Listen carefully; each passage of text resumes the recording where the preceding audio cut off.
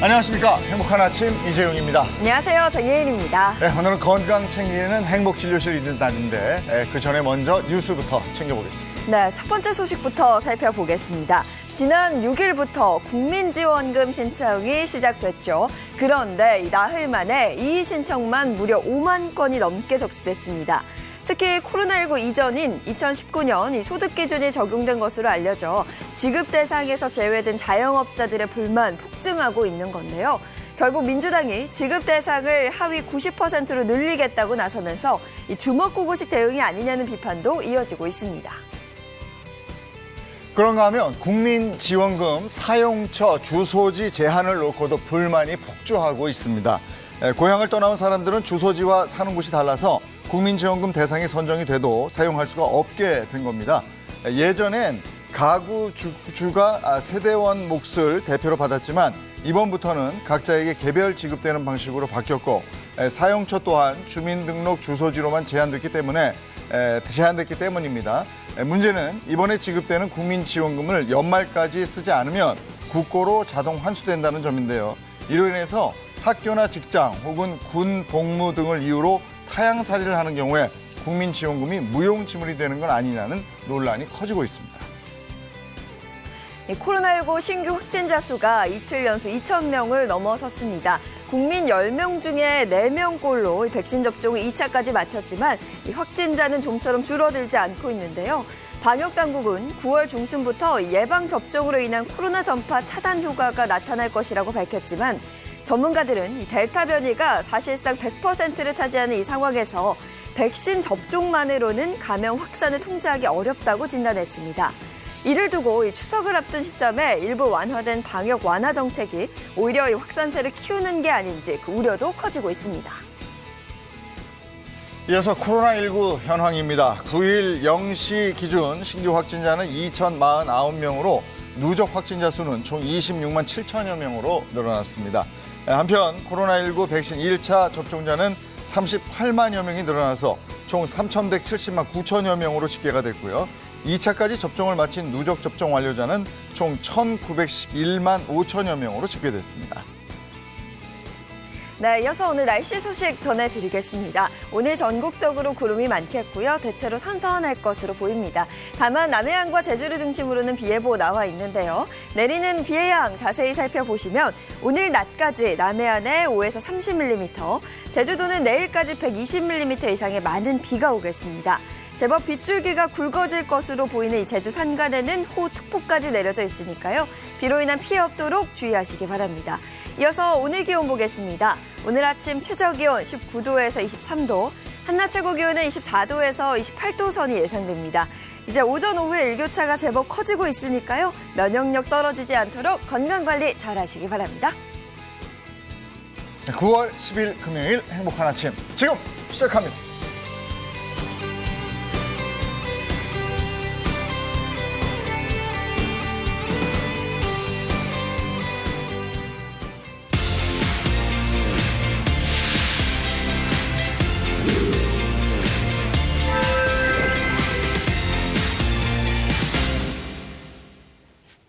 네, 금요일입니다. 건강 챙기는 행복진료실 문을 열겠습니다. 네, 행복진료실 여러분의 건강 궁금증에 대해서 속 시원하게 해결해드리는 시간입니다. 든든한 우리 주치의 선생님들 소개해드리죠. 장민욱 신경과 교수, 모사원 한의학 박사입니다. 어서 오세요. 안녕하세요. 반갑습니다. 네, 차윤환 식품생명과학 박사, 이보은 요리연구가 함께합니다. 어서 오세요. 네, 안녕하세요.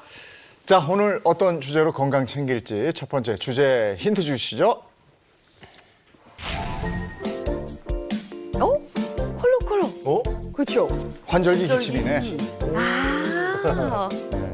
환절기라서. 환절기니까 정말 뭐 기침하시는 분들도 많고 아픈 데가 여기저기 나오죠. 아니, 관절염도 또 지금쯤 아프잖아요. 그래도 예전보다는 이제 마스크 착용이 뭐 너무 일반화돼 있기 때문에 네네. 많지는 않아요. 감기 환자가. 네. 남녀노소 다인데 보니까 아까 애기도 예. 있고 어르신도 있고. 그렇죠. 그럼 어떻게 두 번째 힌트 볼 필요 없나요? 그냥 감기로 가는 그래도 봐야죠. 환절기 감기. 네, 보셔야 될 것 같아요. 예, 네. 두 번째 힌트입니다.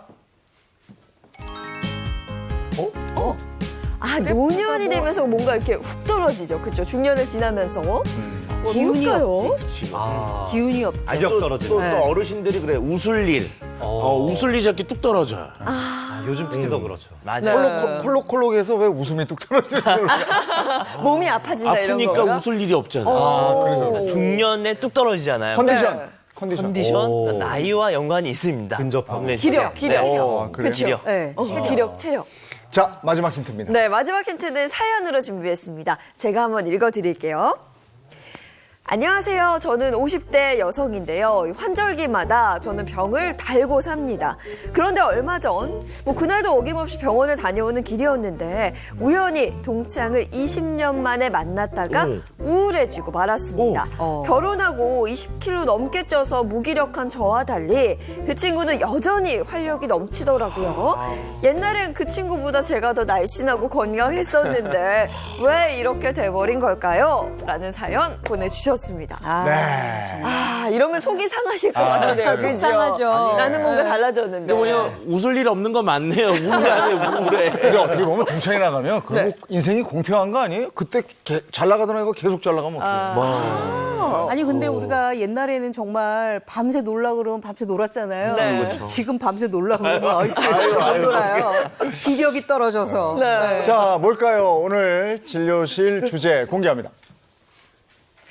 네, 행복진료실 오늘의 주제입니다. 환절기 비상, 중년 면역력 채우는 기력 충전법입니다.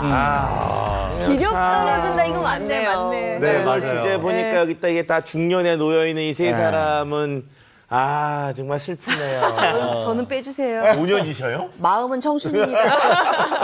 네, 40대 이상 돼서 50대 넘어가고 60대 되고 이러면 아유 기운 딸려, 네. 아이고 저 뭐 기력도 딸리고 기운 없어 네. 이런 얘기 달고 맞아. 살거든요. 네, 근데 그냥 단순히 기력 떨어진다 네. 이렇게만 넘기고 말아갈 현상이 아니죠. 사실은 지금 정말 중요한 거는 면역력인데 기력이 딸린다는 것은 그 면역력이 떨어진다는 의미이기도 하죠. 환절기가 돼서 일조량이 줄어들면은 우리 몸에서 꼭 필요한 이 면역력의 아주 핵심이라고 할 수 있는 비타민 D도 합성이 줄어들게 되는데요. 그래서 내 몸에서 이런 것들을 보상하기 위한 여러 가지 에너지 소모들이 많습니다. 그중에서 또 한 가지는 또 체온을 올리려고 하는 에너지 보상 과정도 많죠. 이러다 보니까 에너지를 소모하게 될 일들도 많아지고 그래서 더 기력이 없다고 느껴지는데 이것이 곧 면역력 저하로 이어질 수 있으니까 단순히 기력 없다 이렇게만 보시면 안 될 것 같습니다. 네, 또 이 면역력 저하는 우리 체내에 들어오는 세균이나 이 바이러스와 싸우는 힘이 약해졌다는 얘기도 하거든요. 그러다 보니까 감기도 잘 걸리게 되고 장염도 잘 걸리게 되고요. 심하게는 암이나 뇌졸중, 류마티스 같은 중증 질환에도 잘 걸리게 되니까 환절기 면역력 관리에 힘 써주셔야 됩니다. 네, 이런 환절기에 더 관리를 잘해야 되는 중년의 면역력, 기력이 떨어져서 고민이라는 분이 계셔서 오늘 그 영상 보고 와서 얘기 나누겠습니다. 면역이란 외부에서 들어오는 병균에 저항하는 힘인데요. 변덕스러운 날씨 변화와 각종 병균으로부터 안전하지 않은 요즘, 자칫하면 면역력 저하가 더 큰 질병을 불러올 수도 있습니다.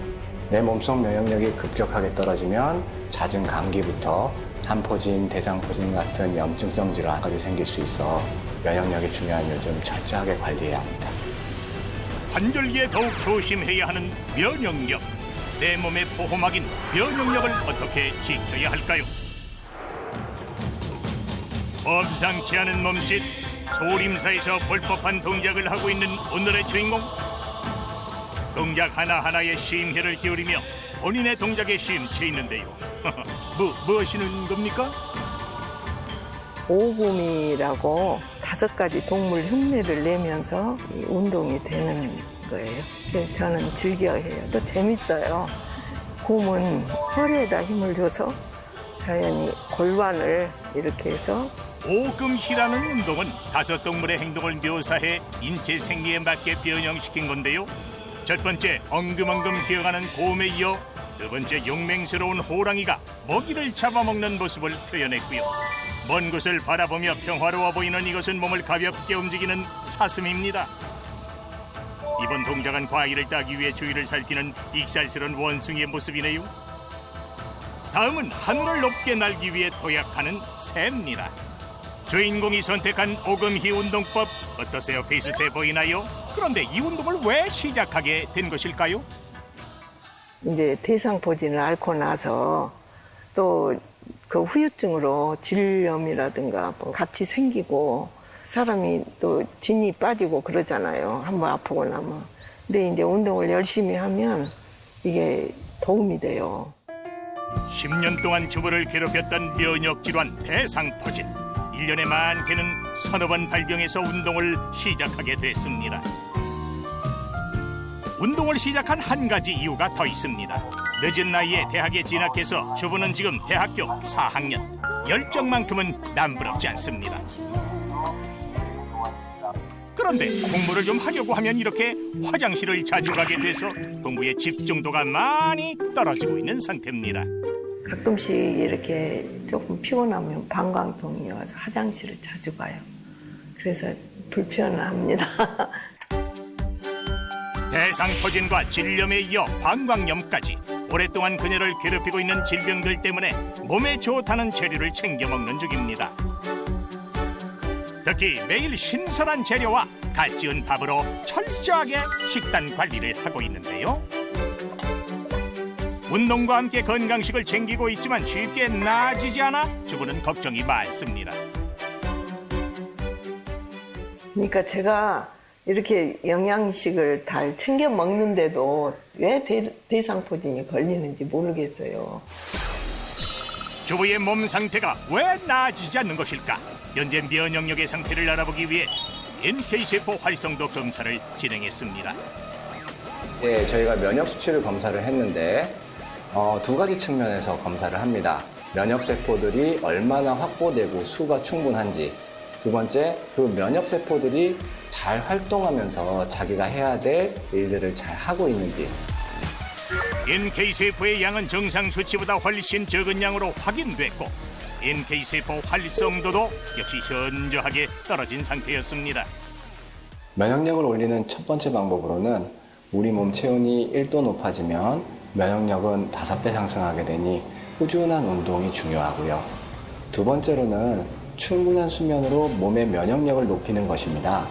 총 수면 시간은 8시간 이상으로 면역 활동이 활발한 시간인 밤 11시부터 새벽 3, 4시 사이 숙면 상태가 되는 것이 바람직합니다. 관절기에 뚝뚝 떨어지기 쉬운 면역력. 면역 질환을 예방하기 위해서는 지금부터라도 꾸준히 관리해야 할 때입니다. 화면 보니까 면역력의 중요성을 다시 한번 느끼게 네, 돼요. 진짜 관리해야 돼요, 면역력. 네. 맞습니다. 그냥 기력 떨어졌다 그냥 그렇게 생각하지 네. 말고 이거 정말 내 면역력 떨어진 게 아닌가 생각해보고 빨리 대처를 하셔야 됩니다. 네. 우리 나이 되면은요, 이렇게 큰 병이 걸리면 좀 힘드니까 네. 큰 병 걸리기 전에 중년에 이렇게 면역력 같은 걸 좀 챙기고 이런 게 좀 중요한 것 같아요. 네. 오늘 굉장히 눈여겨봐야 될 것 같아요. 그렇죠. 아무래도 환절기나 또 중년 되면 가장 중요한 게 이 면역력 관리 제일 중요한데 이 면역 건강 비법 제가 준비를 해놨으니까 끝까지 저희와 함께 같이 가주십시오. 네, 그럼 이제 본격적으로 진도 한번 나가볼까요? 네. 장민욱 교수님. 예, 척척 박사. 척척 박사. 자, 행복한 척척 박사. 아침 금요일의 남자 네. 척척 박사 장 교수 준비됐습니다. 네. 그런데 오늘 제가 준비한 거는요. 지금 계속 면역력 얘기하셨잖아요. 네. 내가 진짜 기력이 얼마나 떨어졌나, 내가 중년에 정말 위기에 처했나 하는 거 알아볼 수 있는 체크리스트 같은 걸 또 준비했거든요. 뭔가 자극 증상이 있다는 거네요. 맞아요. 네. 이 자각 증상을 알아볼 수 있는 체크리스트를 제가 보여드릴 테니까 한번 네, 체크 한번 해야죠. 살펴보시면서 나한테도 몇 개가 해당되는지 한번 보십시오. 네. 보시면은 가장 중요한 건 역시 살이에요. 이제 나이 들면서 복부에도 좀 살이 많이 찌게 되고요. 이 살이 많이 찌는 것 자체가 결국은 내 전체적인 면역력을 떨어뜨리게 되는데 그 가운데서도 고지혈증이나 당뇨와 같은 염증성 질환을 많이 앓고 계시는 분들인 경우에 이 내 몸에 훨씬 더 많은 노폐물들이 쌓이게 되고 그것 때문에 더 면역력도 많이 떨어질 수 있는데요. 이렇게 되면 소화 기능도 천천히 떨어지는 걸 느끼고 기력은 더 많이 빠지면서도 저녁 때 되면은 관절도 쑤시면서 왠지 잠도 잘 안 오고 하는 이런 문제들이 발생할 수 있죠. 하죠. 네. 그래서 여기 요 체크리스트 찬찬히 한번 보시면서 네. 몇 개나 해당되는지 한번 보세요. 체중 체중 변화가 있는지. 있었다. 네. 자, 급격한 체중 변화가 있다. 팔다리는 가는데 복부에 살이 찐다. 네. 맞아요. 네. 소화가 잘 안 된다. 예년보다 안 되고. 수족냉증이 심하다. 네. 불면증이 생겼다. 불면증 어떠세요? 어떠세요? 한두 가지 정도. 두 개요? 네. 네 개? 한 개. 한 개? 네. 저도 네. 두 개. 두 개요? 네. 저도 두 개 정도 해당이 되는데요. 네, 요즘 환절기 들어서 약간 좀 소화불량도 생기는 예. 것 같고 불면증도 요즘 제가 좀 겪고 있는데요. 네. 세 개 이상 해당된다면 심각하게 환절기에 면역력이 떨어지는 건 아닌지 네. 의심을 한 번쯤 해보셔야 됩니다. 저는 하나도 없거든요, 해당 사항이. 역시. 아무래도 나이가 어리기 때문에 젊은이라 그런데 네. 저는 궁금한 게 특히 왜 중년만 조심해야 되는지 뭐 환절기 면역력은 저도 좀 조심해야 되는 거 아닌가요? 맞아요. 사실 근데 면역력은 온 세대를 아울러서 다 중요한데요. 네. 중년 이후에 사실 나이 먹는 것도 억울한데 이제 노화가 진행이 되잖아요. 그러다 보니까 면역 세포를 만드는 능력도 떨어지는 거예요. 근데 장민욱 교수님 놀라지 마십시오. 네. 이게 중년이라고 그래서 5, 60대만 주의해야 되는 게 아니더라고요. 맞아요. 40대만 돼도요, 30대에 비해서 매년 사망하는 확률이 3배나 높아진다고 하니까 40대도 주의하시고 챙기셔야 됩니다. 큰일 난대요. 아니 근데 뭐 생각해 보니까 이제 젊었을 때부터 만났던 친구들 요즘 만나면은 다들 이래요. 아유 날이 이러니까요 아프다 막 이러거든요. 그러니까 이제 뭐 여기저기 여기 쑤시고 아프다는 사람들이 워낙 많아지다 보니까 역시 이게 면역력 같은 것도 지금부터 미리미리 좀 관리해야 되는 시기가 아닌가 이런 생각 해봅니다. 네. 이 중년 이후에 환절기에 특히 조심해야 될 몇몇 가지 질환들에 대해서 오늘 소개를 해드릴 텐데 그중에서 가장 문제가 될 수 있는 건 바로 관절입니다. 50대 이후에 관절염을 앓는 환자가 전체 관절염 환자의 87.6%나 해당될 정도로 나이가 들수록 관절이 안 좋아지는 건 사실인데요. 더군다나 그중에서 가장 문제가 되는 건 역시 무릎 관절일 것입니다. 또 재홍 MC님 산 많이 다니시잖아요. 우리나라 100대 명산을 거의 다 다니셨는데 사실 이럴 때 제일 많이 부상을 입을 수 있는 것이 바로 무릎 관절이기도 하고 게다가 40대 이후에 모 원장님께서 소개해 주셨지만 족저근막염이 생길 수 있는 가능성도 3배 이상 급증하기 때문에 다리 쪽에 있는 관절을 잘 챙기시는 게 무엇보다 중요합니다. 뭐 관절도 중요하지만 역시 제일 무서운 심내혈관 질환, 심장 관리하셔야 돼요. 우리가 우스갯말로요, 이게 가을철, 이 일교차가 커졌잖아요. 이때 이제 혈관 질환들이 많이 생기게 되는데 가을철 단풍놀이 가는 숫자가 많아지는 만큼 이 겨울철 뭐 뇌졸중으로 인한 사망률 또한 높아진다라는 얘기를 무서운 하거든요. 말이네요. 네. 이맘때쯤 추워지다 보니까 뇌졸중으로 인해서 사망하는 환자들이 엄청 많아져요. 예. 또 하나가 심장에 부담을 주는 행동들을 많이 하는데 아침에 일어났을 때 사실 이제 시동이 좀 늦게 걸린다고 예. 하잖아요. 네. 근데 마음은 막 너무 앞섰는데 몸이 따라주질 않는데도 그걸 억지로 하다 보면은 심장에 무리가 돼서 아침에 쓰러지시는 분들이 많으니까 좀 주의하시고 일어날 때 천천히 일어나셔야 합니다. 이런 환절기는 확실히 체온 관리라든지 아니면 관절 관리 잘 하셔야 돼요. 네. 등산하시는 분들은 그 50대 이후에는 꼭 스틱 쓰시는 그쵸. 게 좋아요. 오. 특히 내려갈 때. 네네. 그리고 여성분들이라면 정말 조심해야 될 게 이 시기에 저한테 정말 많이 찾아오시는 게 바로 대상포진입니다. 그래서 이 대상포진은 여성 환자의 비율이 굉장히 높다고 알려져 있는데요. 이 대상포진 환자의 통계 16만 5천 명 중에 3분의 2가 여성 환자였다고 발표할 정도니까요. 그런데 이 대상포진은 무엇보다 통증이 너무너무 심하다는 게 문제입니다. 이 산통, 그러니까 출산의 고통보다도 더 심하게 느낄 수 있는 것이 바로 이 대상포진이고 인간이 겪을 수 있는 3대 통증 중에 하나로 꼽을 정도로 통증의 왕이라고 부르기도 합니다. 게다가 대상포진을 앓고 나면 전체적인 면역력이 떨어지고 또 섭식의 장애도 생길 수 있을 뿐더러 이거에 이어서 심내혈관의 질환이 생길 수 있는 뇌졸중이나 심근경색증도 합병증으로 따라오는 경우가 빈번하게 생길 수 있습니다. 따라서 여성분들인 경우 지금과 같은 환절기에 대상포진 걸리지 않게 면역력 잘 챙기셔야 되겠습니다. 네, 대상포진, 띠 대자에 모양 상자 해갖고 대상포진, 띠 모양으로 쭉 발진이 일어나기 때문에 그렇거든요. 네. 신경절을 따라서 발진이 일어나는데 통증이 그냥 타는 듯한 통증. 네. 이제 꾹꾹 찌르는 것도 넘어서 아주 타는 듯한 통증이라고 하거든요. 근데 이것도 골든 타임이 있습니다. 네. 이게 발진이 일어나고 조금 의심스러울 때 72시간, 그러니까 3일 이내에 빨리 가서 치료를 하셔야지 합병증도 없고 후유증도 안 남기고 재발률도 줄일 수가 있으니까요. 증상이 나타났으면 빨리 병원에 나와서 치료를 받으셔야 합니다. 네, 이 중년 건강의 핵심이 기력이고요. 그 기력의 원천이 바로 저희가 계속 강조드리고 있는 면역력입니다. 그래서 이 면역력을 좀 업시킬 수 있는 마사지법이 또 있다면서요? 네, 그 림프절 마사지법을 준비해 왔어요. 근데 림프절은 우리 혈관이랑 다르게 혈관은 우리 심장에 이렇게 펌프질을 해주니까 청소가 잘 돼요. 네. 근데 림프는 자연적으로 청소가 되질 않습니다. 네. 그 사실 운동을 많이 해줘야 되는데 그러기가 힘들잖아요. 그래서 제가 준비한 건 집에 테니스 공도 좋고요. 수건을 이용해도 좋습니다. 네. 림프절 마사지를 해서 림프절에 쌓인 노폐물을 없애주는 건데요. 림프절이 사실 제일 많은 부위가 쇄골 부위, 겨드랑이, 사타구니 쪽이잖아요. 네. 근데 우리가 항상 간과하는 게 머리 쪽이에요. 여기서부터 쭉 내려서 청소를 해줘야 되거든요. 우리 흔히 관자놀이, 태양열이라고 하죠. 이 자리부터. 근데 중요한 건 림프절 마사지는 살살 해줘야 돼요. 세게 문대는 게 아닙니다. 여기 태양열 쪽부터 해갖고 귀 뒤로 넘어오세요. 귀 뒤로 넘어와서 이 귀밑샘 여기도 이렇게 마사지. 이렇게 한 살살 부위당 해도 돼요, 선생님? 살살 해야 돼요. 오히려 세게 하면 막히고 안에서 노폐물이 살 수가 있어요. 무조건 세게만 해서 저도 그게 아니군요. 네. 아닙니다. 우리 경락 마사지랑은 또 다르게 림프절 마사지는 살살. 그래갖고 목으로 내려와서 쇄골에서 바깥쪽으로. 겨드랑이 쪽으로 좀 모은다라는 기분으로 이렇게. 코가 뻥 뚫리는 것 같아요. 맞습니다. 네, 이렇게 쭉 해서 마지막에 겨드랑이인데 겨드랑이는 사실 공 하나 끼고 살살. 아플 정도 세게 하시면 안 돼요. 살살 하는데도 아픈데. 이거를 네. 30초 동안 계속 한 부위당 이렇게 하다 보면 겨드랑이에서 땀이 나요. 정상적인 거고 그게 노폐물이 배출이 되고 있는 거니까 땀 나면 내가 안 좋은 거 아니야? 절대 아닙니다. 땀 나고 있으면은 정상적으로 내가 림프절 마사지를 했고 노폐물이 깨끗이 나갔다 생각하시면 될 것 같아요. 네. 이런 공 2개면 끝이네.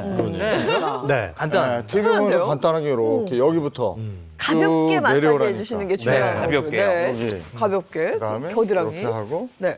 여기서 팔 돌릴 때도 그냥 이렇게. 맞습니다. 네, 그렇게 해주시면 도움 돼요. 자극이 충분히 돼요. 네. 알겠습니다. 이게 림프절 마사지였고 마사지 이제 하셨으니까 예. 운동 한번 하셔야죠. 오늘 어떤 운동 하세요? 저는 오늘 중강도 운동을 준비했습니다. 중강도. 항상 전문가들한테 중강도 운동해라 이렇게 얘기는 듣지만 어떤 건지 잘 실감을 못 하시잖아요. 근데 고강도 운동을 하게 되면 오히려 이 땀도 너무 많이 나게 되고 네. 혈압이 올라가고 그것 때문에 체온이 떨어지게 됩니다. 이런 현상들이 결국 면역력을 저하시킬 수 있는 요인이기도 하거든요. 네. 그래서 중년 이후에는 가급적 고강도 운동을 자제하고 중강도 정도의 운동을 하시는 게 좋은데 약간 숨이 찰 정도의 운동이다. 그리고 약간 땀이 송글송글 맺힐 정도다라는 생각으로 해보시는 게 중강도 네. 운동인데요. 오늘 중강도 운동의 아주 대표적인 걸 알려드릴 텐데 행복한 아침 꽃중년의 대표 우리 이재용 MC님을 모시고 제가 중강도 운동 한번 알려드리겠습니다. 네. 그게 맞아 무리해서 운동하면 안 돼요. 네. 맞아요. 중강도 정도가 좋은 것 같아요. 맞습니다. 네. 자, 오늘 알려드릴 운동은 네. 와인 오프너 아시죠?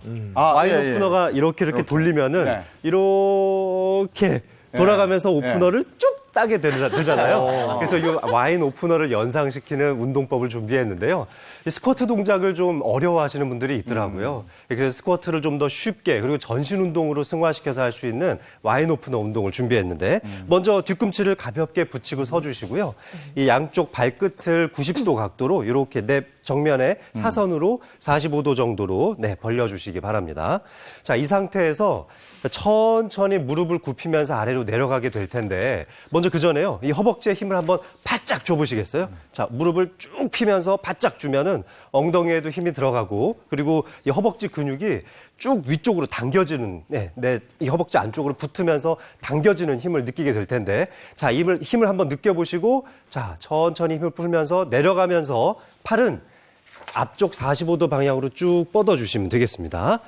자, 이때 호흡법이 정말 중요한데 자, 내려갈 때는 숨을 들이쉬시고요. 네. 그리고 올라올 때 숨을 내쉬면 됩니다. 많은 에너지를 쓸 때 숨을 내쉬는 것이 운동의 기본이라고 생각해 주십시오. 자, 숨 들이쉬면서 한번 천천히 내려가 볼까요? 자, 하나. 쭉 내려가셨다가 숨을 내쉬면서 천천히 올라와 주세요. 후. 자, 천천히 들이쉬면서 천천히 내려가 주시고, 자, 후 하면서 올라와서 허벅지 한번 쫙 쥐어 짜주세요. 엉덩이도 같이 딱 쥐어 짜주시고요. 다시 천천히 하나, 숨 들이쉬면서 내려가고, 자, 후 하면서 올라가 주십시오. 심장 박동이 너무 많이 빨라지지 않는 걸 느끼면서 한 번만 더 해볼까요? 자, 숨 들이쉬면서 내려가고, 후 하면서 와인 오프너처럼 와인을 딱 따주는 겁니다. 네. 자, 이렇게 해서 적절하게 좀 준비 운동이 되셨다면 이제 본격적인 중강도 운동으로 들어갈 건데요. 자, 오늘 제가 알려드릴 운동 중에 PT 체조를 할 거예요. 흔히 우리가 유격 체조라고 하죠. 근데 이게 몇 번이죠? 몇 번까지는 모르겠는데, 하여간 유격할 때 여기서 고강도 유격 자세를 하다가 맞습니다. 안 되면 3번을 빼미 저쪽으로 와서 이거 계속 하게 했어요. 이게 제일 쉽죠. 네. 그래서 이 유격 체조 중에서도 이것이 중강도 운동에 해당되는 바로 발 벌려 뛰기 운동법인데요. 뭐 동작이야 너무나 잘 아실 거예요. 자, 천천히. 오늘은 조금 천천히 할 텐데 하나, 둘, 셋. 네, 좋습니다. 이 동작으로 한번 연속적으로 한번 해볼까요? 자, 시작. 하나, 둘, 셋. 넷, 둘, 셋. 넷. 자세가 딱 나오시는데요. 그렇죠? 야, 다시 군대 보내도 되겠네요. 네, 좋습니다. 자, 어때요? 조금 약간 숨이 차오르는 것 같죠? 예. 그러면 요거를 음악에 맞춰서 한번 해볼까요? 자, 익숙한 음악 한번 들려주시겠어요? 자, 음악에 맞춰서. 네, 자동으로 노름이 나오죠. 좋습니다. 자세가 네, 좋으세요. 자, 시작할게요. 하나, 셋, 넷, 둘, 셋, 셋, 둘, 셋. 아니, 옛날 생각나시겠어요. 네. 13번을 빼미!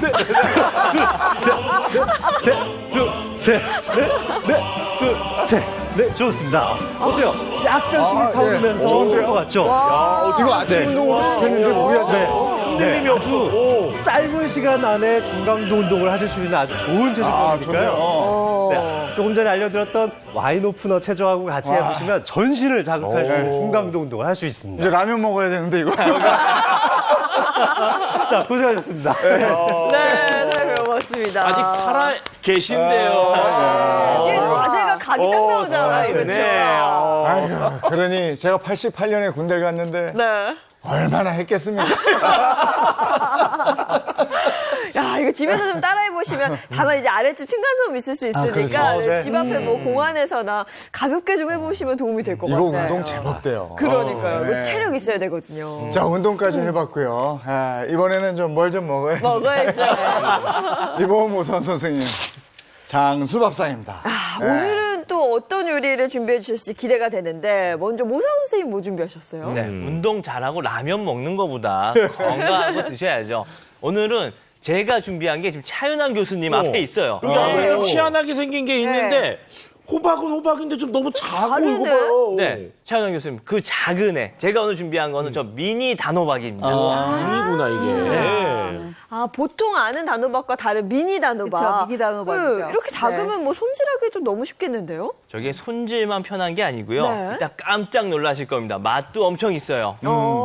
기대해 보겠습니다. 미니 단호박. 이보모 선생님은 어떤 거예요? 저는요, 오늘요, 면역력 하면 딱 이게 생각납니다. 그리고 이 계절에 딱입니다. 이 계절에 바로 면역력. 대하입니다. 대화 너무 그 좋아요. 대하가 요즘 대하철이구나. 네, 살이 좀 통통하게 올린 아주 큰 새우기 때문에 정말 살집이 달고 맛있어서 먹음직스럽잖아요. 근데 단백질하고 무기질도 많이 갖고 있어서 네. 정말 면역력 증진에는 아주 더할 나위 없이 좋은 재료거든요. 네. 오늘 요거 가지고 아주 맛있는 메뉴 준비했습니다. 그러니까 이제 가을 되면은 갑각류 하면 대야 그것도 이보은 선생님이 만들어주는 거 그게 제일 맛있죠. 맛있게 건강해지는 시간입니다. 장수밥상 가겠습니다.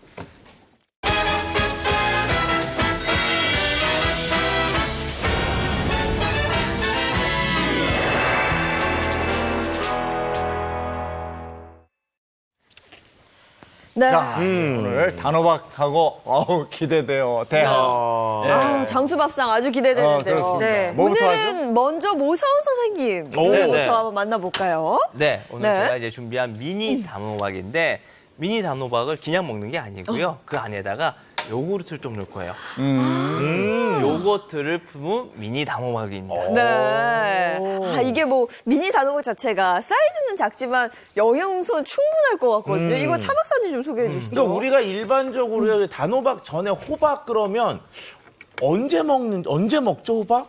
호박은 꼭 가을에 먹어야 되는 시기. 가을에 먹어야죠. 아니면 아플 때 호박. 여성분들 백학기 때 많이 먹죠. 출산 후에. 출산 후에. 근데 우리가 몸을 생각할 때 출산이라고 하는 건 여성분들이 몸을 한번 연다 그러잖아요.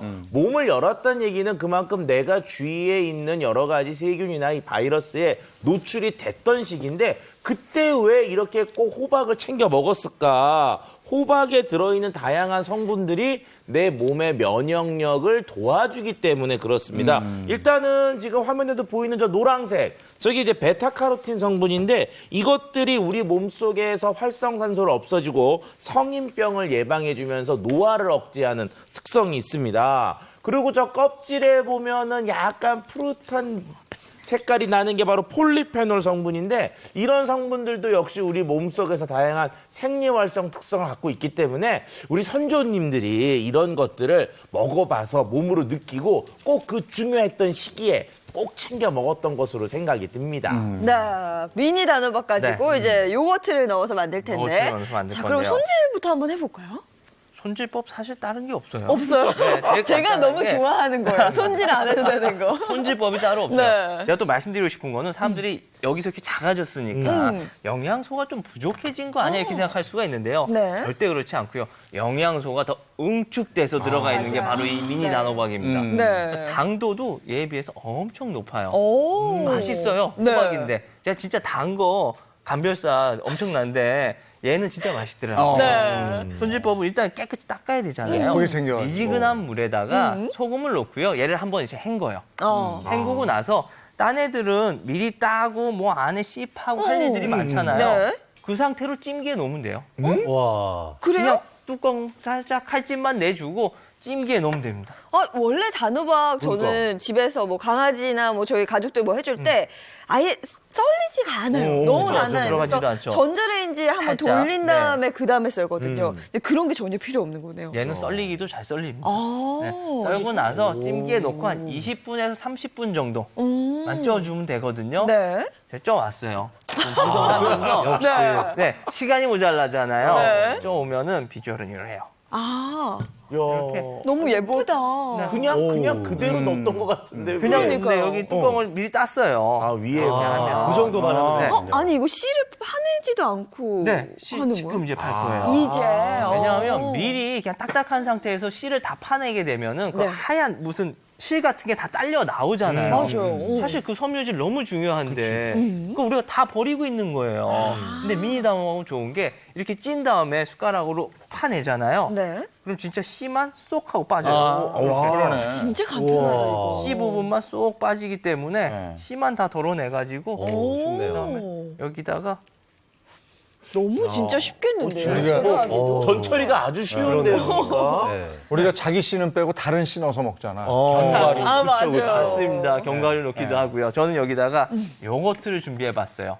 요거트를 넣어가지고 같이 먹으면 아주 좋습니다. 네. 맛도 있고 영양분도 챙길 수 있고요. 근데 저 옛날에 이범 선생님 좀 궁금한 게 하나 있는데요. 저기 원래 우리가 옛날에는 호박씨 깐다 그러면서 네, 호박씨 네. 먹었잖아요. 네, 네. 미니 호박씨나 저 단호박씨도 먹어도 되나요? 미니 단호박 씨는요 굉장히 얇아요. 그렇기 때문에 통통하면은 먹어도 되지만 네. 이게 너무 얇기 때문에 사실 먹을 게 별로 없어요. 그렇기 때문에 그냥 일반 단호박 씨는 또 늙은 호박도 다 씨는 먹지만 미니 단호박은 씨까지는 안 먹어요. 네. 역시 호박씨를 먹으려면 좀 이게 등치가 큰 놈을 좀 먹어야 되는 거군요.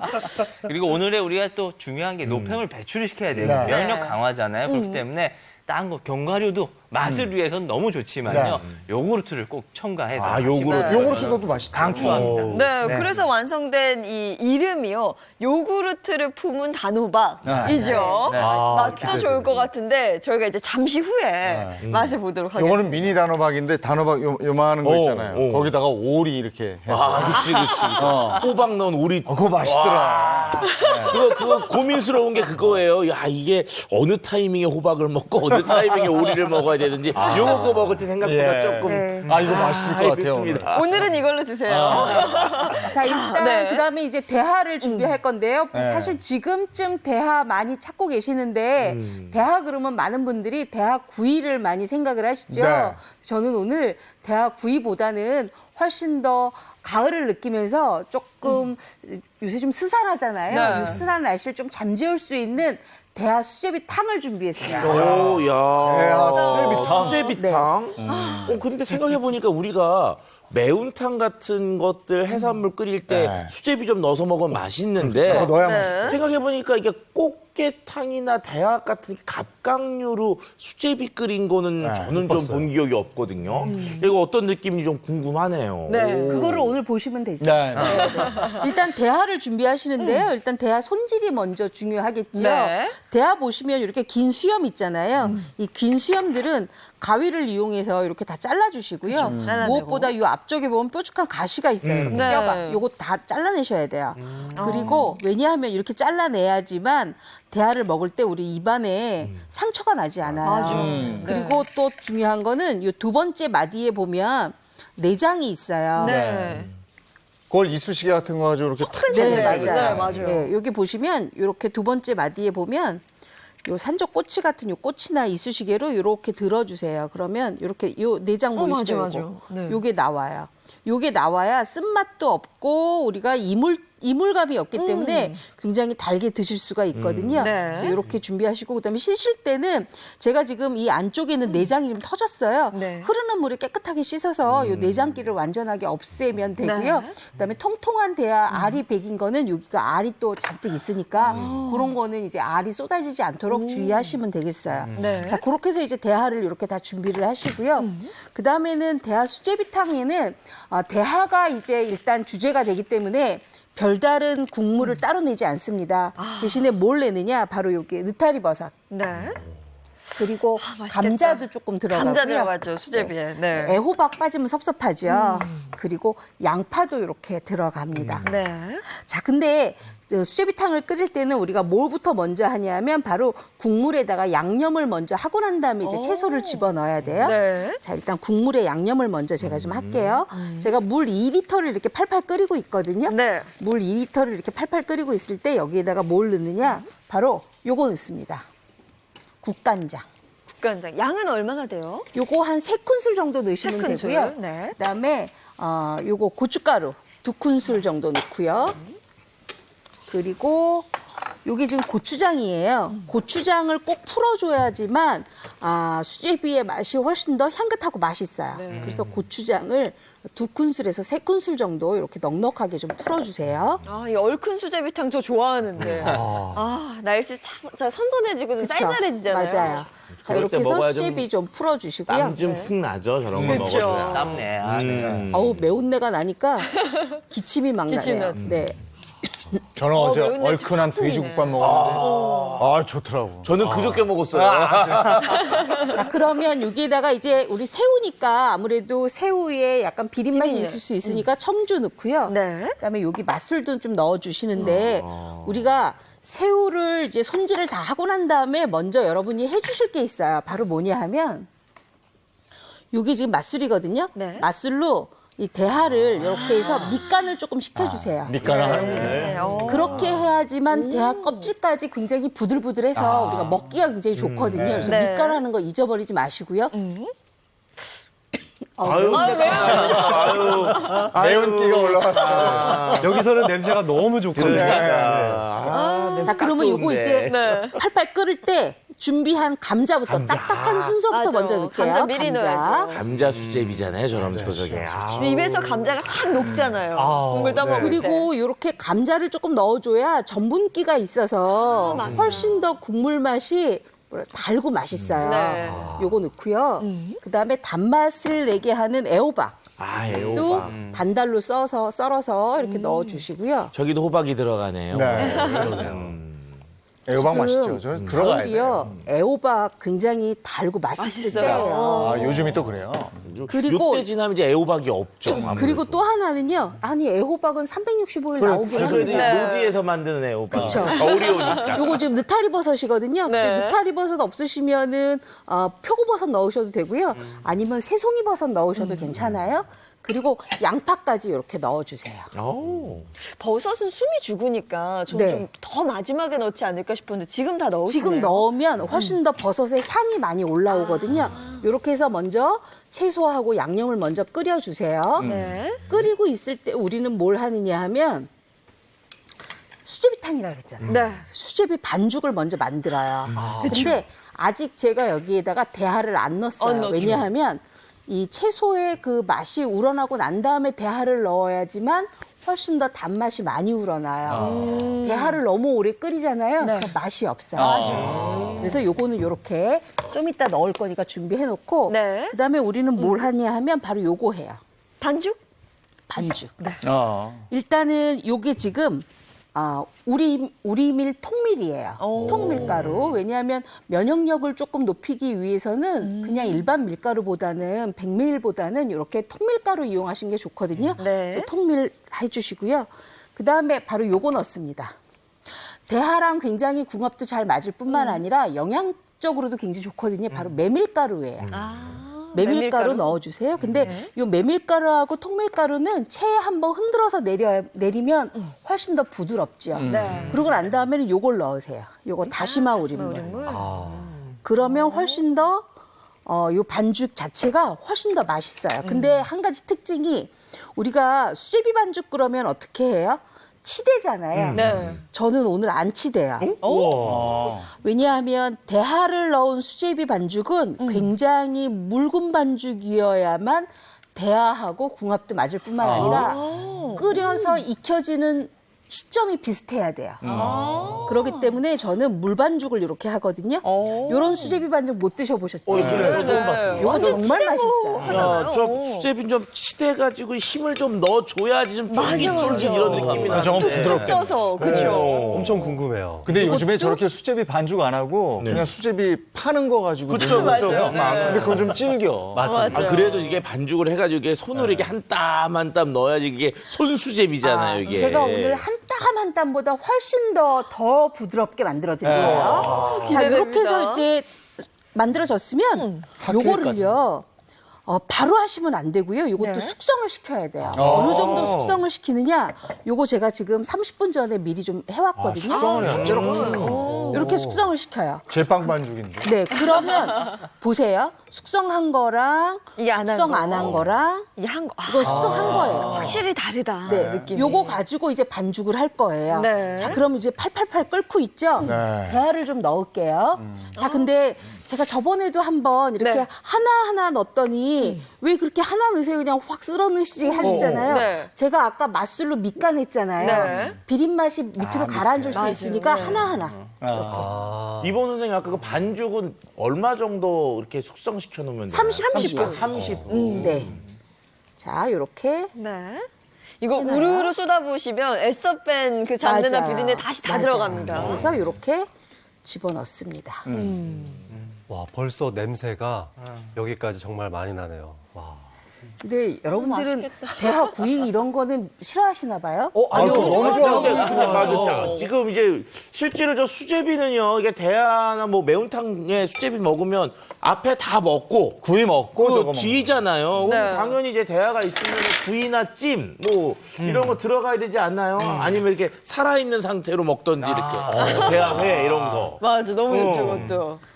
저한테 너무 많은 걸 바라지 마세요. 이 제가요? 정도면 굉장히 안 바란 것 같은데요. 제가요, 정말 여러분들을 위해서 요거 해놓은 게 있어요.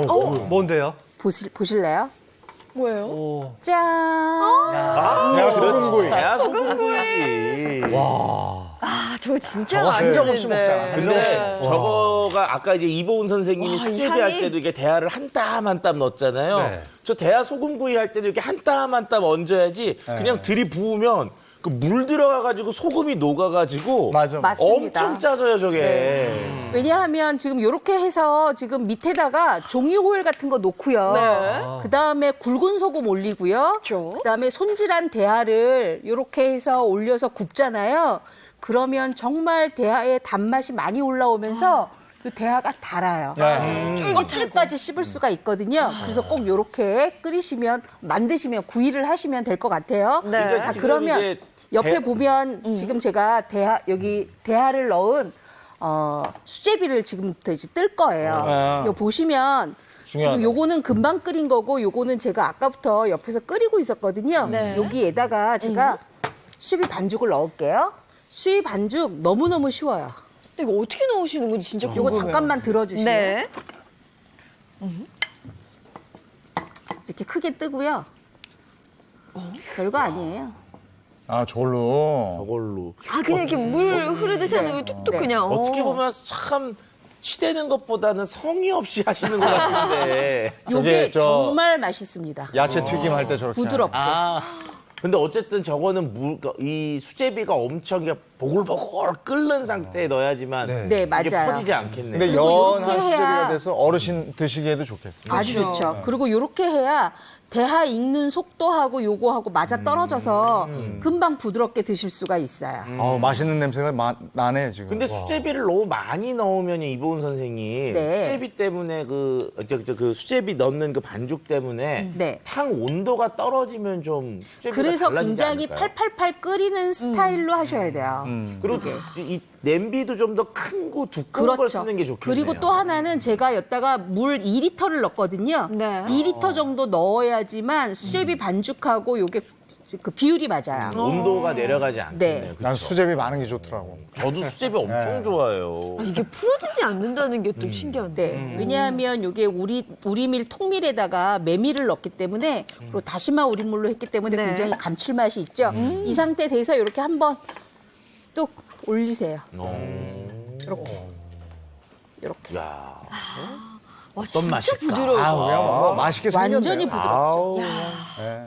근데 이 향이 이미 아, 저는 여기까지 나요. 거의 취했어요. 네. 아니 그래도 야 오늘 좀 고민스러운 게 오늘 저희 한번 투표 한번 하죠. 네. 수제비냐 아니면은 구이냐. 그게 판단이 안 쓸 거. 요거 좀 어렵지 않겠어요? 각각의 매력이 있어서. 아, 네. 모사은 선생님의 미니 단호박도 있었네요.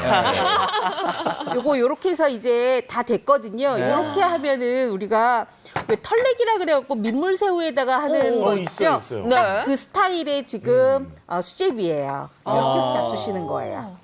이거 진짜 근데 바로 뭐 반죽을 넣자마자 진짜 금방이었거든요. 네, 그 맞아요. 시간은 몇 분 안 되는 것 같은데요. 선생님? 불과 한 5분도 안 걸려요. 2, 3분이면 다 끓여지니까 그리고 굉장히 부드럽게 드실 수가 있으니까 네. 많은 분들이 대하도 먹고 수제비도 이렇게 부드럽게 먹을 수 있어서 좋다 마실 거예요. 네. 오히려 대하는 오래 끓이지 말라는 거고요. 그렇죠. 네. 그렇죠. 근데 이 대하의 껍질이나 머리 부분에 보게 되면 키틴이나 키토산이라는 성분이 좀 많이 들어 있는데 네. 이런 것들이 우리 몸에 들어오면 혈압을 좀 낮춰주고요. 면역력을 높여주는 특성들을 좀 가지고 있습니다. 그렇기 때문에 지금 이보은 선생님이 하시는 요리처럼 어떻게 보면 조금 잘 끓이거나 잘 구워서 이 껍질 부분까지 잘 먹는 게 어떻게 보면은 가을철에 면역력을 지키는 좋은 섭식 방법 중에 하나라고 할 수가 있습니다. 네.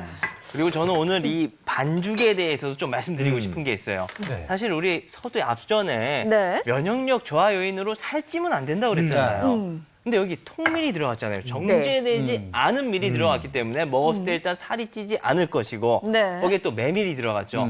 메밀은 본초 과목에서 말하기를 몸 안에 있는 찌꺼기를 없애준다고 했어요. 네.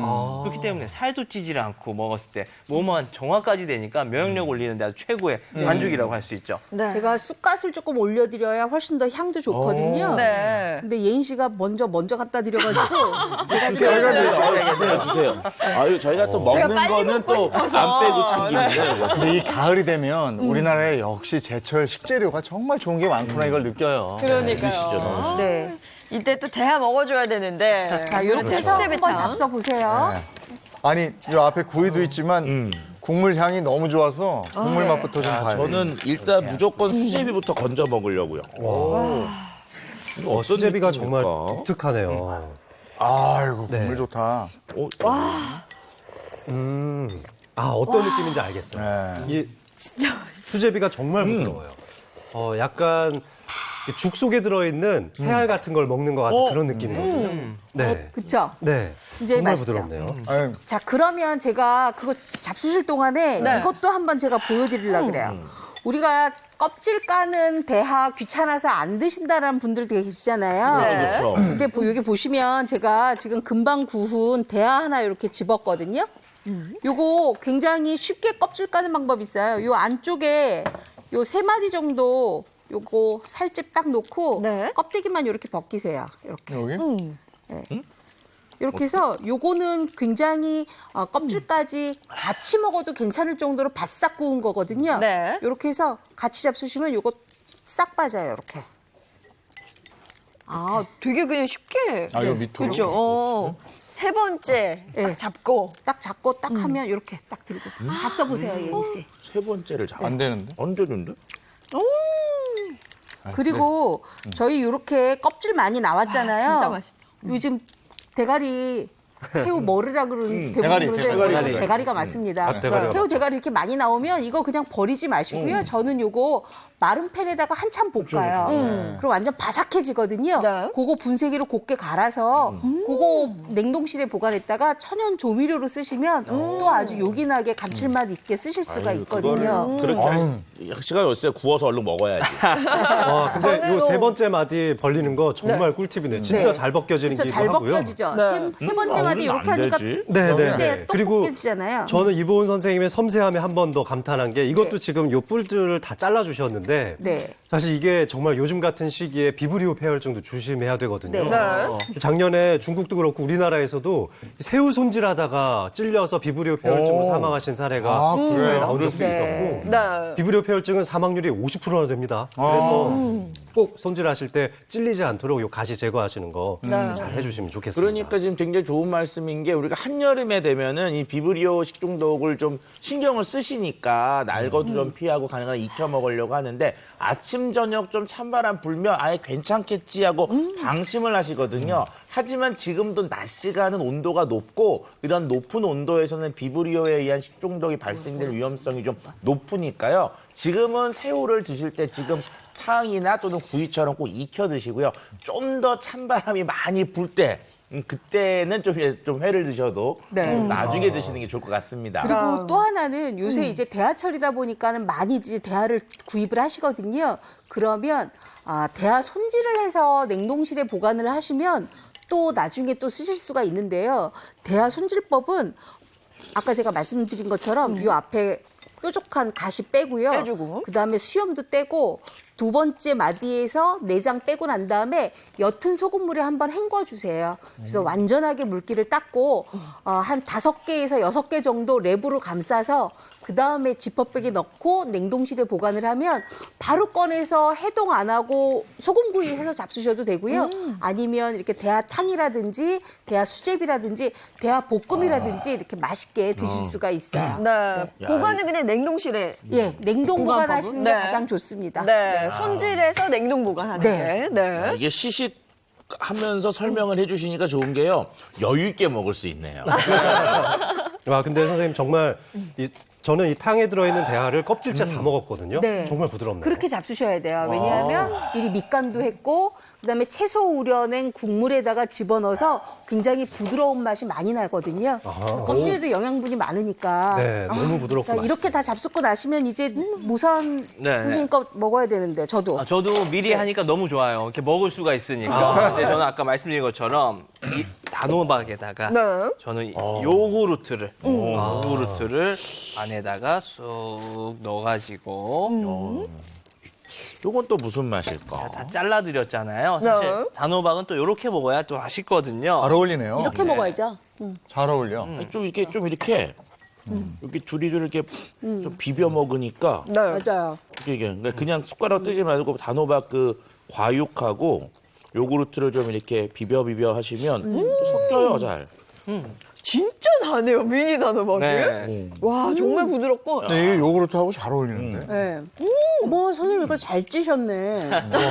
그냥 이렇게 손으로 들고 드시는 게 가장, 네. 파먹는 것보다. 그리고 미니 그쵸? 단호박의 또 좋은 점은요. 껍질도 얘는 되게 물러요. 그러네요. 껍질째 그냥 드시면 돼요. 네. 네. 뭐 하나 껍질이 버릴 게 이질감이 없습니다. 없어요. 와, 그냥 너무 호박살하고 부드럽다. 비슷하게 느껴져요. 네. 그냥 드시면 돼요. 야, 이게 요구르트랑 너무 조화로운데요. 맛있다. 아, 단호박을 이렇게 먹을 수 있군요. 너무 맛있네요. 새롭다 이거. 오. 네. 근데 단호박 여기다가는 사실, 이것저것 많이 넣잖아요. 자기 아니, 식성대로, 그죠? 그럼요. 그렇죠. 여기다가 요에 견과류 오트밀 넣고. 같은 거 해도 괜찮고요. 그렇죠? 맞습니다. 네. 꿀을 같이 해주셨고요. 네. 이거 저 휴일 아침에 브런치 메뉴 할 때 고기에다가도 아, 단호박 그러네요. 해서 네. 여러 가지를 응용해서 드실 수 있더라고요. 근데 저는 개인적으로 보니까 오늘의 장어는 역시 새우구이가 아니었나, 대하구이가 아니었나. 저는 수제비. 저도 수제비. 수제비예요. 저도 당연히 수제비가 구이였는데. 너무 부드러워서 입에서, 맞아요. 그쵸. 대하랑 느낌이 너무 좋죠. 네. 아, 요 날씨에 딱인 것 같습니다. 아, 진짜 맛있는데요. 네. 어제 저녁에 저는 이제 조금 위스키를 한 잔 하고 집에서 잤는데요. 와, 오늘 정말 이게 정말 꿀맛입니다. 저한테. 네. 너무 맛있어요. 이게 해장으로도 좋을 것 같아요. 술 좋아하시는 분들. 네. 예. 네. 자, 이거 와. 한번 어떻게 해야 되나 고민하시는 분들을 위해서 레시피 알려드리겠습니다. 환절기 기력이 없어서 고민이신 분들을 위한 특별한 건강식. 이 중년의 면역력을 높여줄 대하 수제비탕과 요구르트 푸은 미니 단호박 만들어 볼까요? 먼저 대하는 긴 수염과 가시 등을 가위로 손질해준 다음 등껍질 세 번째 마디에 있는 내장을 제거해 주세요. 비린내 제거를 위해 맛술도 뿌려 두시고요. 양파와 애호박, 버섯 등 이 각종 채소는 적당한 크기로 잘라두고 채 곱게 내린 메밀가루와 우리밀가루는 30분간 우린 다시마물로 묽게 반죽해줍니다. 냄비에 물을 붓고 채소와 양념장을 넣어 끓인 다음 대하와 수제비 반죽을 차례대로 넣고 익혀주세요. 반죽이 다 익을 때쯤 대파와 청양고추를 넣으면 완성입니다. 깨끗하게 손질한 미니 단호박은 뚜껑처럼 윗부분을 잘라냈다 덮은 다음 찜기에서 김이 올라올 때 넣고 20분간 쪄줍니다. 그리고 미니 단호박의 씨앗을 파낸 부분에 요구르트를 채워주면 완성! 환절기 면역력을 책임져줄 장수밥상! 대하 수제비탕과 요구르트 품은 미니 단호박으로 기력 충전해보시면 어떨까요? 대하 먹고 네. 이 호박 디저트 아주 너무 좋은데 아니 대하 나올 때 전어 있지 않았었나? 그렇죠. 전어도 나오죠. 네. 전어구이 요즘 철인가요? 그럼요. 지금 철입니다. 그게 이제 뭐냐면은 전어회하고 전어구이가 있는데 네. 전어가 어렸을 때인 8월에 회가 맛있고요. 네. 네. 이 9월 중순이 넘어가면 전어가 커져갖고 회로 드시면 뼈가 좀 억세져요. 그래서 그때 이제 구이가 더 맛있고요. 네. 아 요즘 제철인 요런 거 놓치면 안 돼. 이런 게 기분 좋게 먹어야지. 이런 거 네. 먹을 때 면역력이 올라가더라고요. 맞아요. 근데 사실은 사람이 이렇게 막 처져 있고 뭐 어디 다니지도 않고 그래서 아마 면역력이 더 저하되는 경향도 있을 거예요. 네, 예. 자 이번에는 차윤환 박사 거 한번 볼까요? 자, 지금 뭐 수제비 먹으니까 몸이 좀 이렇게 훅 올라오면서 면역력이 훅 올라오는 느낌이 네. 좀 있긴 네. 있는데요. 저도 저 나름대로의 면역력을 높이는 비법을 준비했습니다. 자, 먼저 이것으로 건강을 되찾으신 분이 있으니까요. 영상으로 먼저 만나보시죠. 이제는 선선해진 날씨 덕분에 열심히 집에서도 운동을 즐기는 오늘의 주인공. 운동하는 모습에서 열정이 뿜어져 나옵니다. 그런데 맨몸 운동을 하다가 갑자기 아령까지 들고 더 힘들게 운동하는 그녀. 주부는 본인에게 맞는 운동법을 체계적으로 하고 있었습니다.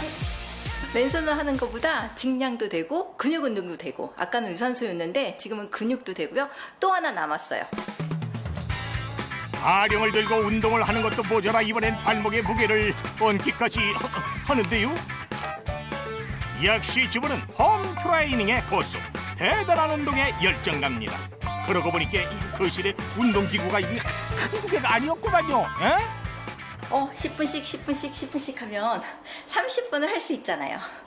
하루에 30분은 뭐 껌이죠 뭐. 10년 동안 하루도 빼먹지 않고 꾸준히 30분 이상 운동을 해온 주인공.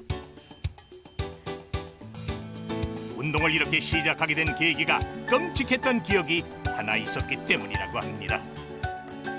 예전에 지렴하고 대상포진이 왔었어요. 그때는 요도염까지 왔어요. 지렴이 심해져서 방광염에서 요도염까지 와가지고 아침에 7시가 됐는데 화장실은 가고 싶은데 둥둥둥둥 거리는데 12시, 7시부터 시작해서 12시까지 쩔쩔 매다가 응급실 갔었어요. 처음엔 가려움증으로 시작해 가슴 부위에서부터 통증이 시작된 대상포진. 면역력이 떨어질 때마다 질염과 방광염, 특히야 요도염까지 그녀에겐 고통스러운 나날들이 이어졌는데요. 왔다 갔다 시원하지가 않아. 몇 번째야. 시원하지가 않아. 오랫동안 치료를 받으면서 결심한 것이 바로 제대로 하는 운동이었습니다. 그러면서 천천히 건강을 되찾았습니다. 젊은 나이에 경험했던 고통이었기에 그녀는 더욱 열심히 노력했습니다.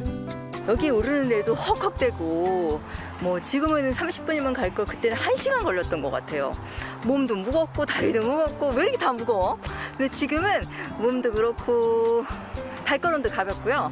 그리고 덩달아 마음도 되게 가벼워요. 운동 후의 식단에도 큰 변화를 준 그녀. 규칙적이지 못했던 식사에서 건강식을 챙겨 먹기 시작한 것인데, 그런데 요것은 무엇입니까? 오트밀이에요. 오트밀 죽이라고 해야 되나? 이거 몸에 되게 좋아요. 단백질은 높고 탄수화물은 적어가지고 콜레스테롤에 되게 좋아요. 과거에는 식사량을 자제하지도 못했고 끼니를 먹는 시간도 규칙적이지 못했던 그녀. 지금은 하루에 섭취해야 할 영양소만 골고루 잘 챙겨 먹고 있는데요. 특히 이 오트밀 요리는 주부가 가장 좋아하는 음식입니다. 오트밀, 이거 참말로 맛있게 보이는구만요. 그리고 식사하는 자리에 그녀의 곁에 항상 두고 마신다는 이 검은 물, 뭔지 알겠슈? 여름에 나도 이거 흐물나게 많이 마셨는데 혹시 이게 그 시원한 냉커피 아니야? 맞죠? 아니요, 커피처럼 보이지만 커피 아니에요. 이게 샐러드하고 오트밀이라서 안 어울릴 것 같은데 생각보다 너무 잘 어울리고 맛도 좋아요. 뭔데요? 이게 생독용이에요. 이게 면역력에도 좋고 그리고 제가 요즘에 꾸준히 챙겨 먹기 시작했는데 몸도 가볍고 좋아요. 동물 중에 유일하게 뿔까지 혈액이 순환하는 사슴. 그 사슴에 뿌린 녹용은 판토크린과 당글리오사이드 성분이 풍부해 면역력 증진에 도움을 준다고 잘 알려져 있는데요. 동의보감에서 녹용은 소모된 몸의 기운을 북돋아 기력을 강화한다고 기록돼 있고 장수를 누린 영조도 꾸준히 섭취했다고 합니다. 이제 예전처럼 아프지 않게 나 젊었을 때가 하나도 안 부러워요. 지금이 딱 좋아요. 건강하고 즐겁게 계속 이렇게 살고 싶어요. 조부의 면역력 증진에 도움을 준 생녹용. 면역력도 올리고 건강도 지키면서 앞으로 꾸준히 행복하시기 바랍니다. 아니, 밝게 사셔서 그런지 보기에도 맑아 보여요. 그죠? 네. 자, 비법 보겠습니다. 녹용이야. 녹용이야. 제가 어렸을 때부터 보약을 많이 먹어봐서 아는데요. 이 녹용이 들어간 것과 안 들어간 건 차이가 큽니다. 가격 차이가 크죠. 가격 차이 커. 몸에 좋은 것도 크고. 네. 아이고, 녹용이요 말해 뭐예요. 많은 분들이 정말 몸에 좋은 약재다라는 거 이제 다 알고 계시잖아요. 그렇죠. 네. 그럼 일단 제가 좀 말씀을 드리면 녹용은요 어떤 동물의 뿔일까요? 네? 사슴만. 그렇죠. 사슴이죠, 사슴. 사슴. 자, 그러면 사슴은요, 숫사슴이 뿔이 날까요? 암사슴이 뿔이 날까요? 숫사슴, 암사슴 뿔 다 날까요? 숫사슴이 나죠. 그렇죠. 근데 이걸 또 모르는 분들이 있으시더라고요, 의외로. 이제 봄이 되면은요, 이제 없어진 뿔에서 새로운 뿔들이 막 나오거든요. 숫사슴이. 그 뿔들이 미고라, 아직까지 딱딱해지지 않은 상태의 뿔, 어린 뿔을 채취해서 그것을 말린 것을 우리는 녹용이라고 합니다. 이게 이제 여름 내 자라고요. 가을이 되면은 이 숫사슴의 뿔들이 딱딱하게 경화가 돼요. 그러면서 굳게 되고요. 그렇게 되면서 이제 시간이 지나면 이걸 이제 녹각이라고 얘기를 합니다. 근데 이게 사슴들이 저 뿔을 키워가지고 딱딱하게 가을에 만드는 이유가 뭐냐? 나중에 이제 짝짓기 할 때 다른 숫사슴과 싸우는 저게 무기가 되거든요. 그래서 저 뿔이 강하고 크면 클수록 더 강력한 숫사슴이라는 걸 의미하기 때문에 어렸을 때부터 이제 선조들이 저게 어떻게 보면은 저 이 숫사슴의 정기다. 이런 것들 때문에 이제 그 한약재로 드셨던 거로 생각이 듭니다. 그러니까 암사슴이 보기에도 멋있어 보이겠지. 그렇죠. 올라가죠. 이렇게요. 네, 싸우는 것도 있지만. 네. 네. 우리 선조들이 말씀해 주신 것처럼 예전에 약재를 우선 고를 때 그 성상, 얘네들이 하는 거를 보고 아, 이건 좋겠구나 해서 이제 먹기 시작을 했는데 대표적인 게 장어. 장어 어때요? 바닥바닥 활력이 예. 넘치잖아요. 예. 그러다 보니까 아, 장어를 먹으면 활력이 넘치겠구나 했는데 먹었더니 진짜 활력이 넘쳤죠. 그 다음으로 이제 뽑았던 게 녹용인데요. 녹용은 매년 이렇게 쭉쭉쭉쭉 자라다가 탈락하고 또 자라고 탈락하고 네. 또 한 번 자랄 때는 3cm씩 자라기도 해요. 그렇기 때문에 이걸 보고 야, 저거 먹으면 몸 안에 있는 기운이 확 올라가겠다. 이끼시키는 보양약이지 않을까 했는데 역시나 보양약의 대표 주자가 된 게 바로 또 이 녹용이기도 합니다. 그러니까 지금 아까 제가 두 가지를 말씀을 드렸어요. 녹용하고 녹각. 녹용은 새롭게 나오는 어린 뿔. 녹각은 다 돼서 어떻게 보면 떨어지는 딱딱한 뿔. 어느 게 더 효능이 좋겠어요? 녹용이 비싸고 효능이 좋겠죠. 그렇죠. 그러니까 실질적으로 이 녹각과 녹용에서 녹용이 더 귀하게 인정을 받았던 이유는 이게 효능 면에서도 더 좋기 때문에 그런 거죠. 네. 그리고 또 우리 임금님 중에 녹용을 진짜 많이 드신 분이 계시고 또 이걸 너무 좋아한 나머지 신하들한테 포상으로 녹용을 주기도 했다고 합니다. 그래요? 원래 누구? 우리 가장 장수한 임금님이죠. 아, 11대 왕이 영조. 영조입니다. 이순재 선생님.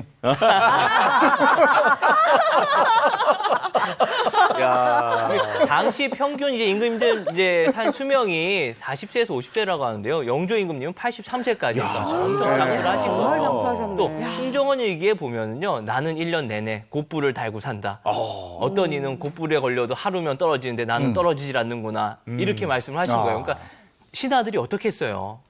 뭔가 이분한테 해드려야 될 거 아니에요. 네. 그때 챙겨서 어이들이 해준 게 바로 이 녹용이었고 그 녹용 덕분에 83세까지 우리가 장수를 했다라고 보고 생각했기 때문에 그때부터 녹용을 더 이 보약의 최고봉으로 장수할 수 있는 약으로 쳤던 거죠. 지금 요거 나눠주신 거죠? 네.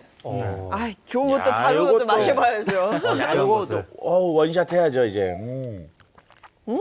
맛도 좋은데? 오, 요즘 녹용 먹을만한데요? 이렇게 맛있게 나와요? 왜 맛있지? 진짜 맛있네요. 맛있다 이거. 오. 약간 맛있어요. 끝에 단맛도 나고. 바로 몸이 좋아지는 맛이야 이게. 네. 감초와 같이 다닌 것 같은데. 그렇죠. 감초 들어가고 또 먹기 좋아야 되잖아요. 보약인데 목 넘김도 좋게 만들었고요. 또 동의보감에서 말하기를 녹용은요, 우리 기운을 끌어올려주고 재생을 돕고 면역력을 강화시키면서 보약 중에서 보약약 중에 최고의 약이다라고 했는데요. 녹용은 다들 이제 많이 들어보셔서 아실 건데 부위별로 효능이 조금씩 달라요. 녹용 맨 위에 맨 윗부분을 녹용 팁이라고 하고 그 밑에서 한 3cm 정도를 분골이라고 합니다. 근데 이 분골이 가장 귀하고요. 또 가장 비싸기도 해요. 영양분도 가장 많이 모여있는 부분이기도 합니다. 그래서 이 분골은요. 완전 노인들 그리고 어린아이들 뭔가 몸을 채워줘야 할 때 이럴 때 많이 사용하는 게 분골이고요. 그 바로 밑에 부분이 상대예요. 근데 이 상대는요. 우리 뭐 어른으로 치면 딱 청장년층 힘이 가장 좋을 때거든요. 그렇기 때문에 우리 중년이나 청장년 뭔가 힘을 기운을 끌어올리고 써야 할 때는 이 상대를 먹는 게 좋고요. 그 밑에 중대 하대는 사실 조금 무시하는 경향도 있는데요. 네. 중하대에도 좋은 성분이 많이 있으면서 특히 뼈 건강에 도움이 되는 성분들은 이 중하대 녹각에 많이 들어 있으니까요. 우리 좀 뭐 효능별로 따라서 좀 챙겨 드시는 게 좋겠습니다. 아니 옛날에 어른들이 녹용이 몸에 좋다고 그러시면서 사슴뿔에는 눈도 쌓이지 않는다 이런 얘기를 했어요. 네, 맞아요. 근데 그것하고 효능하고 무슨 관계가 있을까요? 아무래도 예전 선조들께서 그런 모습을 보셨던 게 이 유일하게 뼈처럼 이 뿔이 자라는 생물 중에서 유일하게 혈액이 흐르는 동물이 바로 사슴입니다. 그만큼 하나하나까지 그 세포들이 모두 다 살아있다는 것을 증명하니까 아무래도 그 기운이 여기에 응축되어 있다고 생각했던 것 같은데 정말 신기하게도 작년에 세계적인 의학회지인 네이처지에 이 녹용의 효능에 대한 이 리뷰 저널 논문이 하나 실린 게 있었는데 거기에서도 가장 강조했던 것은 면역력이었습니다. 특히 항암과 관련된 면역력에 대해서 굉장히 강조한 논문도 있었던 것만큼 과학적으로도 녹용의 효능이 입증되고 있습니다. 네. 요즘 같은 때 꼭 챙겨 먹어야겠는데요. 이 녹용이 면역력에도 도움을 주나 봐요. 그렇죠. 이제 뭐 녹용이 먹었을 때 임상적으로 다양한 효과가 있는 거는 조선시대 이전부터 예전부터 우리가 알고 있었지만 이게 이제 현대 과학을 토대로 해서 어떤 성분이 과연 그런 역할을 하느냐라는 것을 이제 분석을 했더니 크게 두 가지 성분이 거기서 나타났습니다. 하나가 뭐냐면 판토크린이라는 성분이고요. 또 하나는 강글리오사이드라고 하는 성분인데요. 일단 그 끝부분인 녹용의 팁과 분골에 가장 많이 이런 성분들이 들어있고 이게 이제 면역력을 올리는 데 도움을 주는 것으로 알려져 있습니다. 일단 그 판토크린이라고 하는 성분은요. 우리 몸속에 혈액이 잘 돌게 하는 데 도움을 주고요. 근육과 내분기 기능을 강화시켜주면서 신진대사를 올려줘서 면역력을 증강시키는 데 도움을 주는 것으로 알려져 있습니다. 그 다음에 강글리오사이드라고 하는 것은요. 우리 몸속에 있는 신체 기능을 유지시키는 활성 물질로서 뇌의 기능을 좋게 하고요. 기억력과 집중력을 올려주는 것으로 알려져 있습니다. 아이가 태어났을 때 모유를 먹이잖아요. 네. 모유가 아이의 평생의 면역력, 건강을 또 증진시켜준다는 말을 하는데 이 녹용에도 모유에 많이 들어있는 강글리오사이드 성분이 들어있죠. 그래서 전신의 기력이나 전신의 면역력을 채워주는 데도 도움이 된다 할 수 있겠습니다. 녹용은 뭐 워낙에 널리 쓰이고 또 귀한 약재이기도 하니까 면역력 외에 또 어디에 효과가 있습니까? 어디 효과가 있는지 또 준비를 해봤습니다. 판넬을 하나하나 좀 살펴볼게요. 자, 녹용의 효능. 치매 예방. 예. 치매 예방에. 자, 아까 말씀드렸던 강글리오사이드라고 하는 것이 우리 혈액 속에 있는 헤모글로빈을 만나게 되면요. 혈행을 개선하고요. 뇌의 기능을 활성시켜서 기억력을 올려주는 것으로 도움이 됩니다. 자, 실제로 이와 관련된 연구 결과도 진행이 됐는데요. 기억 손상을 유발한 실험용 쥐에게 녹용 추출물을 투입한 후 인지 훈련을 진행시켰습니다. 그랬더니 2일째부터 기억 손상이 회복이 되었고 장기 기억이 활성화되는 데 도움이 되었다고 합니다. 네, 또 현존하는 최고로 오래된 어찌 보면 약학서의 시조라고 할 수 있는 신농 본초경에서도 녹용을 최고의 약재로 쳤고요. 또 경학정서 본초비오라는 우리 의서에서도 녹용은 최고의 약재다라고 항상 말씀이 나와 있었으면서 예전에 왕들이 오로지 본인들과 본인의 자손들만 먹게 했을 정도로 녹용은 예전부터 아주 귀하게 여기던 약재입니다. 네, 그만큼 좋다는 거고. 자, 두 번째 보겠습니다. 고지혈증 예방. 네, 녹용 속에 있는 강글리오사이드는요, 우리 몸속에 있는 체내 노폐물과 혈액 중에 있는 콜레스테롤을 체외로 배출하는 그런 특성들을 가지고 있습니다. 이렇게 되면 결국 혈액순환이 개선이 되게 되는데요. 실제로 고지혈증을 유발한 실험용 쥐에게 녹용 추출물을 투여한 결과 혈중 총 콜레스테롤과 나쁜 LDL 콜레스테롤이 감소하는 것을 확인할 수 있었다고 합니다. 네, 이어서 세 번째 보겠습니다. 보시면, 오이! 골다공증 골다공증 예방. 네. 자, 녹용 속 성분 중에서요, 뼈를 부수는 파골세포의 활성을 억제시키는 성분들이 있기 때문에 어린이 뼈 성장뿐만 아니라 특히 중년 이후에 발병될 수 있는 골다공증 예방에도 도움이 됩니다. 네, 혹시 섭취할 때 주의사항도 있을 것 같은데요. 그것도 한번 알려주시죠. 차 박사님. 네. 자, 녹용은 남녀노소 안심하고 먹을 수 있는 약재 중에 하나인데요. 다만 열이 많이 난다든지 또는 혈관 염과 같은 열성 질환이 있는 분들은 전문의와 상담을 하신 후에 드실 것을 권하고 싶습니다. 그다음에 선택하실 때 원산지도 확인하는 것이 꼭 필요합니다. 네, 오늘은 환절기 면역력에 대해서 알아봤습니다. 고맙습니다. 고맙습니다. 야외에 이렇게 딱 요즘 같은 때 앉아있으면 네. 바람이 싹 오는데 느낌이 참 좋더라고요. 네, 아 진짜 가을이다 네. 싶더라고요. 오늘은 뭐 지역별로 비가 온다고 하니까요.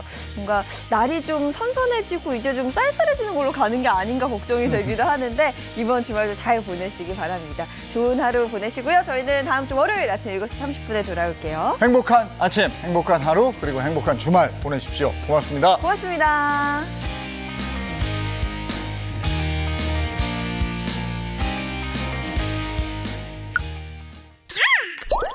채널 A